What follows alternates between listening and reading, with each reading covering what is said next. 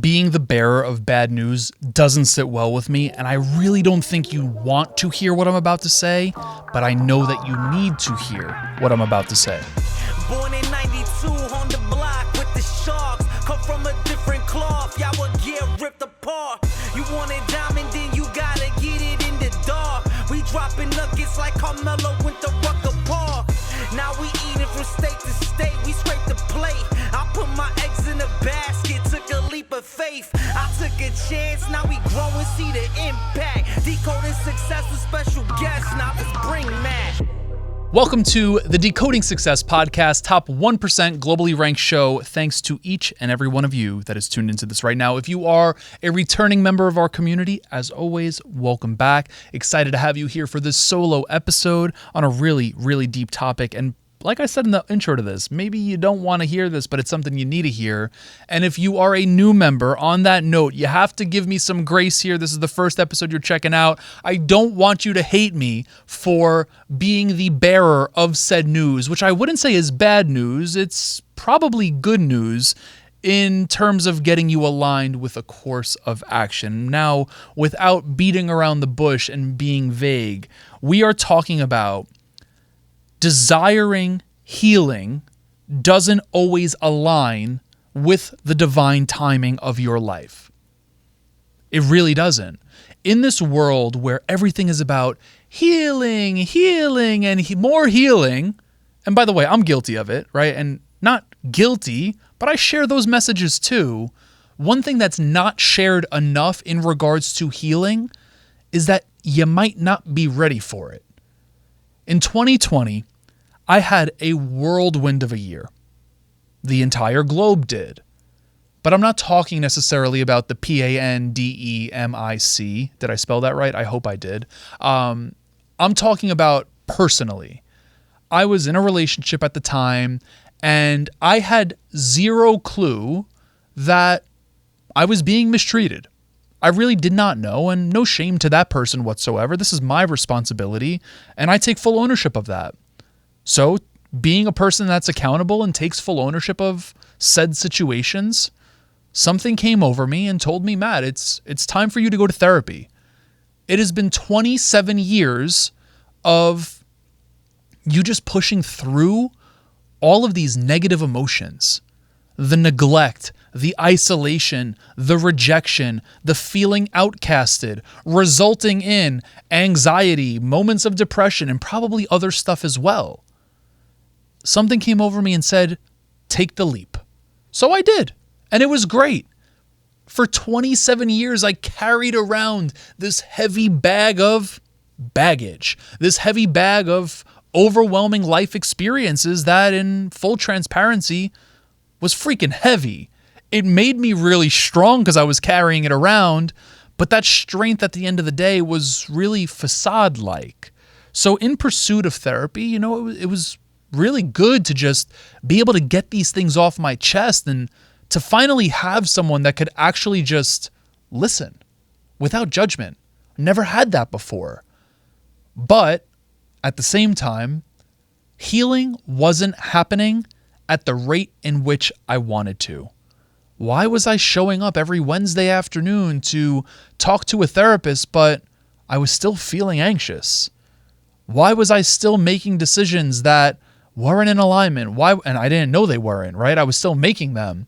Why was I still feeling all of this negatives? Like, so many things were still happening, which was questioning the healing process. I was like, wait, I'm doing this. It's supposed to be happening. Why is it not? And then all of a sudden, it dawned on me now, but in those moments, I was like, you know what? What I'm going to do is I'm going to fucking expedite this. Being that type of guy, that highly driven individual, probably like you are, someone that wants the most out of every bucket of life, I said, I am going to go the extra mile, have a therapist and a life coach at the same time. And the life coach I hired was a former psychotherapist as well. So she was background educated on cognitive behavioral therapy and all of these things. And I'm like, I'm doubling down. You can't tell me I'm not. I was all for all of the healing, trying to expedite that process. But healing doesn't work like that. You simply can't rush the process. It happens in a divinely planned way. Of course, it requires you to show up. Of course, it requires you to put in action and put forth effort with courage and all of the other things that it takes to actually heal. But just because we're doing that doesn't mean that in the snap of a finger, in the blink of an eye, in whatever analogy or metaphor or phrase you want to put to it, it doesn't mean that it's just going to happen because you want it to. You have a certain level of control in the situation of showing up to heal, quote unquote, but there is something else that is in control. A greater power, God, Batman, whatever it is that you believe in. There is a level of needing to trust the timing of your life. So yes, if you are in a situation where you find yourself having access to said tools, I am not promoting to not pursue them. In fact, go for it. If you feel like you have the courage today to step into that arena, of course I'm going to tell you to do it. I am a huge proponent of therapy, talk therapy. I'm a huge proponent of EMDR. I'm a huge proponent of, or a huge believer in flotation therapy, yoga, 12-hour walks, and like all of the things that we have access to. But access doesn't always equal a green light. And the green light, even if it is there with the access, does not mean that you won't hit a red light in a week. You don't get to control the lights of your life. You get to control pulling up to the light. So just because you want to heal today, sure, get in the car, start the car, put the car in drive, put your foot on the gas and drive, but you might hit a red light. And that is God letting you know, hey, thank you for getting here. Slowly take the next step.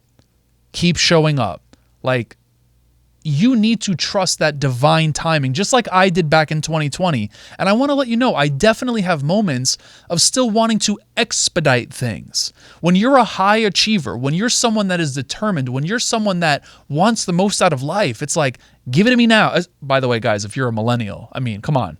We want things now. Right here is probably the cause of it, right? At our fingertips every damn moment. But the thing is, healing isn't always at your fingertips because it's not always in your control, like your DoorDash order or your Grubhub or the Uber that you just ordered to get somewhere.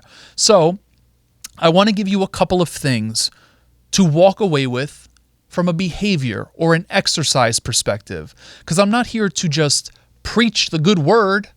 I'm here to give you the action to carry out said good word as well. And the first thing I want you to start to ponder on, if you are someone that is in the process, or maybe you are debating on pursuing some form of quote unquote healing, inner work, transformation, whatever you want to call it. I just know that healing is really the catchphrase or, the hot topic or, the SEO optimized word that really goes crazy, right? If you're in the position of really wanting to step into that arena, maybe you're in it.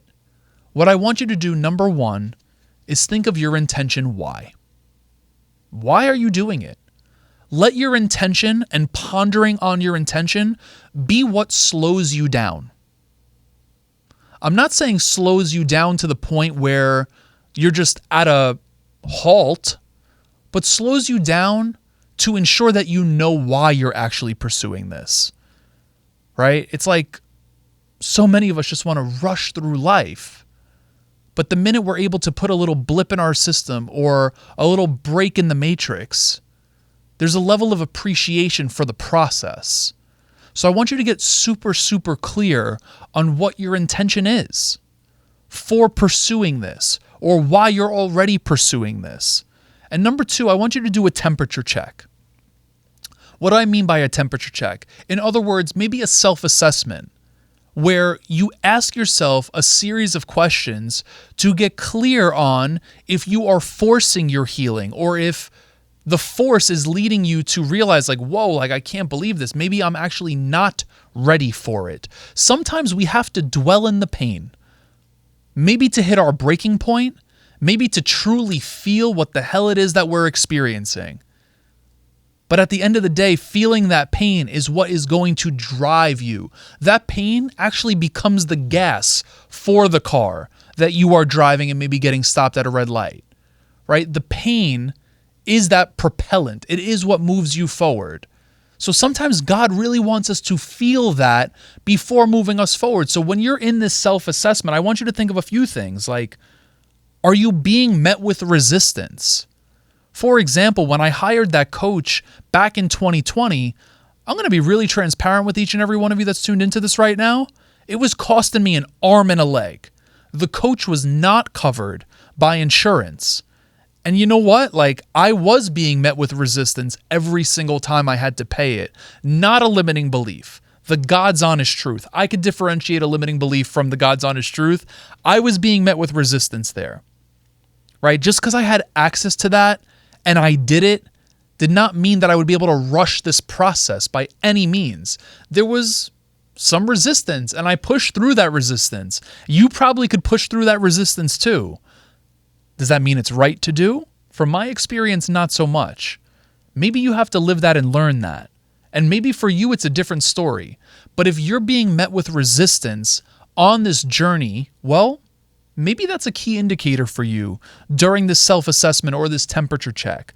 Another thing is, do you feel like you are forcing it? In my scenario, going back to 2020, as I mentioned, I was 100% forcing it.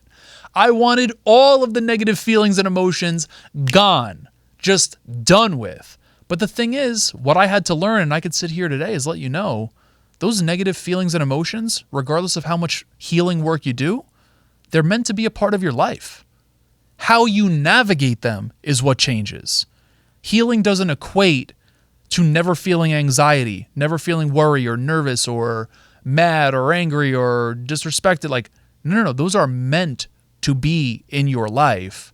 How you navigate them is what changes. So from 2020 wanting to get rid of them to 2024, I'm sure you could see the difference. So are you forcing this process? That is another part of the self-assessment. And then lastly, right, do you feel like you are seeking the answers outside of you or inside of you? Now, yes, a therapist is external to you, but is said therapist or said conversation or said methodology of quote unquote healing, is it bringing you inward or are you just continuously seeking outward? Again, from my experience back to 2020, when I knew that I was not ready for it, I was looking for people to tell me the answer. Healing don't work like that. Everything we need is within. Every moment we have is a mirror. Every moment, every encounter, every friend, every family member, everything is a mirror. It is showing you exactly what you need. But if you find yourself looking for the answers outside, that might be a key indicator that you might not be ready. Again, the purpose of this episode is not to derail you or pop your bubble and just tell you, hey, you're never going to heal. Don't even do it. It's the complete opposite, right? How can you prepare yourself to continuously develop the courage to show up? What can you do to continuously prepare as God's timing unfolds? There's a level of healing that we get to control. The aspect that we don't necessarily get to control is the timeline of when it happens. And as I mentioned in the beginning of this video, I am the bearer of said news to you. I have never heard anyone talk about the timing of healing. Never once. I consume a shit ton of content. And I feel like this is a really important topic as to when it happens. The only thing you can control is showing up and your effort. Period. And if you have the ability to do that, if you have the ability to not force that, if it feels right, it feels like you are being called to it, you know your intention, all of that, I'm here to support you stepping up to the plate. And on that note, as the quote unquote bearer of bad news, it is time for this episode to come to a close. I want to thank you for tuning into this, express my gratitude for you hearing this perspective from these shared experiences and stories and the behaviors and exercises to walk away and begin to implement into your life and into your healing. And I also want to give you kudos because you listened to this, you watched this. Knowing that you watch this, knowing that you're interested in this, just goes to show how courageous you are. And I want to hold the mirror up right now and show that to you, because that in itself is so damn powerful. And I hope that you see that in yourself. Now, if you want to watch this on YouTube or maybe catch this on the audio on the go, the podcast itself, you can find the link to do so in the description and in the show notes of this episode. I am going to urge you to make sure that you are smashing that subscribe button. Guys and gals out there, if you are listening to this and you want more of these, every single week, there is a conversation just like this or a solo episode just like this. It is so important for you to hit that subscribe button so you never miss the opportunity to do the self-discovery or to expose yourself to this level of conversation. Until next time, everyone, be blessed. Peace.